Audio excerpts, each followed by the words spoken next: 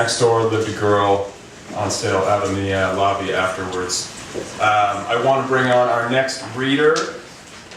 His name is Reno J. Romero, sort of legendary on thenervousbreakdown.com, and I should add that both pieces that Stefan just read appear on the site, so that's kind of the whole deal. Reno Romero comes to us from Las Vegas, Nevada. He made the trip in. He is a graduate of UNLV and the Catholic Church. He loves chicken wings, volcanoes, and women with blue eyes. Ladies and gentlemen, Reno Romero.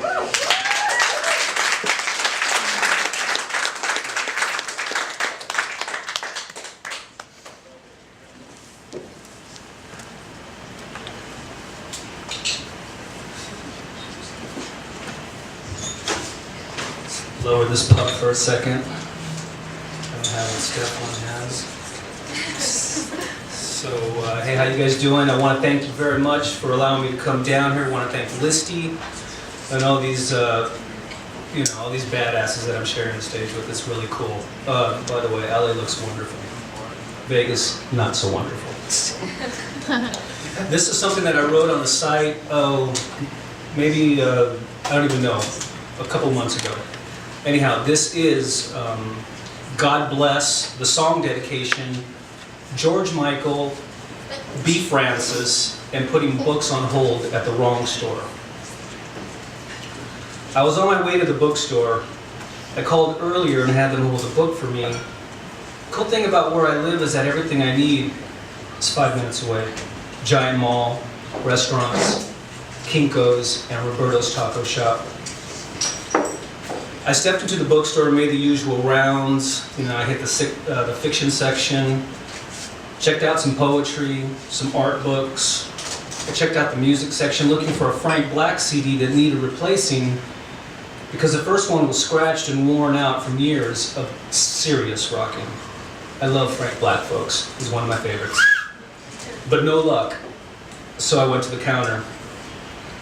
Hi, I said to some chubby dude that looked like Patton Oswalt. Hey, you guys are holding a book for me. Name? He asked. Reno. Huh? Reno, I said, pointing north towards Reno. Like Reno. I gave him the name of the book and scanned the bookshelf with him. I didn't see it, and he didn't either, and panic flashed through my body. Wrong bookstore, idiot. Hey man, I said, taking out my phone and checking the number I called. I think I called the wrong store. I'm so sorry. Happens all the time, he said. And it does happen all the time, but never to me, and not until now. See, I worked in a bookstore that was mistaken for another bookstore. And I also worked in a restaurant that was often confused with another restaurant. And it pissed off the employees when people made this mistake. Wait, the person would say. This is not Applebee's? And there you are looking at a confused face. You tell them it happens. It's not a big deal. You smile and give the guy directions on how to get to the restaurant where his wife is waiting. And then you walk away thinking, you stupid ass. So I knew what Patton Oswalt was thinking, and I didn't blame him one bit. I pulled up to the other bookstore and noticed a few artist types with their faces in notebooks and laptops, perhaps working on a best-selling novel or a keen collection of poetry, or maybe just journaling. And I read somewhere that journaling in public isn't cool. I don't remember what the exact words the author used, but in essence, they said that you look stupid, prove you're an ass, etc. But does it look stupid?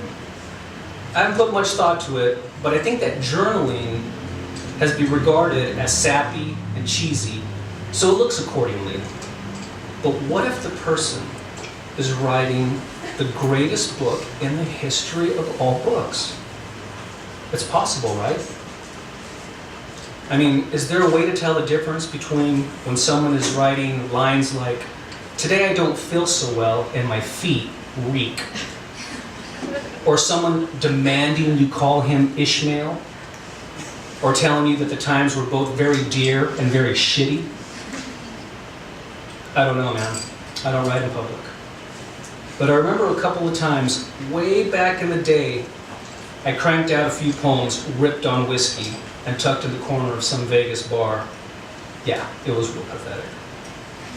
I went straight to the counter this time. Hi, I told some girl in a friendly tone. Say, I believe you guys are holding a book for me. What's the name? Reno. Like in Reno, Nevada. I got the right store. On my way back home, I heard a girl give a song dedication on the radio. I haven't heard a song dedication in years. Remember those folks? Those sentimental shout-outs that we give over the radio to the ones we love? You know, soft songs, ballads, romantic jams.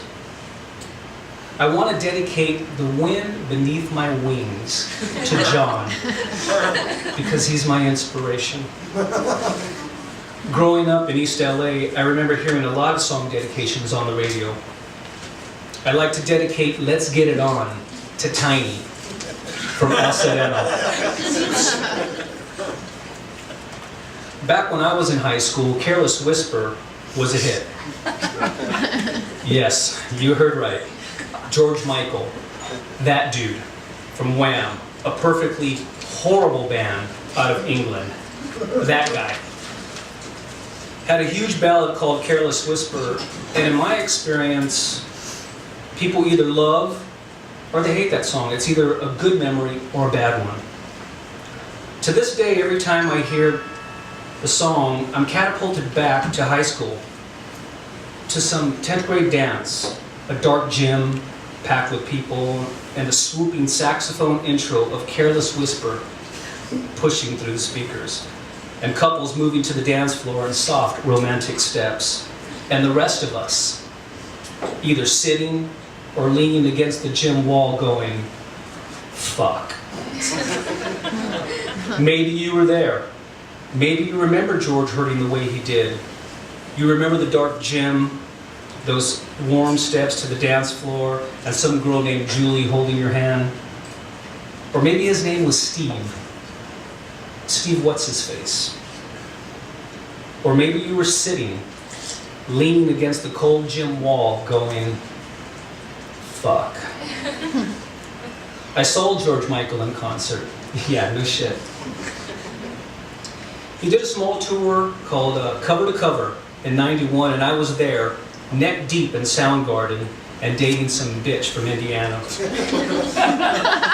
Anyhow, the songs he performed were mostly cover tunes and some of his original stuff. And I had a blast. Was tanked on tequila and danced my ass off. My buddy was the George Michael fan. He was the one who bought me the ticket. But I took over the show. It was me and George, and he was pissed. Dude, you don't even like George Michael, he said, when I sat down taking one of the few dancing breaks. Shut up, he's great. And he was great, and played a lot of old R&B numbers. See, my father was a big R&B man, and I knew every song that he played that night. And he played Careless Whisper too. Oh yes. He cooed in pain, he smashed his eyes and swayed his hips, and no, I didn't take in my buddy's hand and pull him in close. I wanted to, but he was all bitchy. Didn't like the way his rock and roll pal was grooving like a motherfucker. So I snuggled up to the flask of tequila, taking in the bittersweet waves moving through the LA Forum. Hey brother, what can I say? Whispers and tequila. Tequila and whispers. What a life. Thanks a lot.